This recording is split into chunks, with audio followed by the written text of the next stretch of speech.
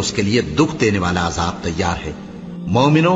जब तुम एहराम की हालत में हो तो शिकार के जानवर न मारना, और जो तुम में से जानबूझकर उसे मारे तो या तो उसका बदला दे, और वो ये है कि उसी तरह का चौपाया जिसे तुम में से 2 मोतबर शख्स मुकर्रर कर दें कुर्बानी करे, और ये कुर्बानी काबे पहुंचाई जाए, या कफ्फारा दे और वो मिस्कीनों को खाना खिलाना है, या उसके बराबर रोजे रखे ताकि अपने काम की सजा का मजा चखे। और जो पहले हो चुका वो अल्लाह ने मुआफ कर दिया, और जो फिर ऐसा काम करेगा तो अल्लाह उससे इंतकाम लेगा,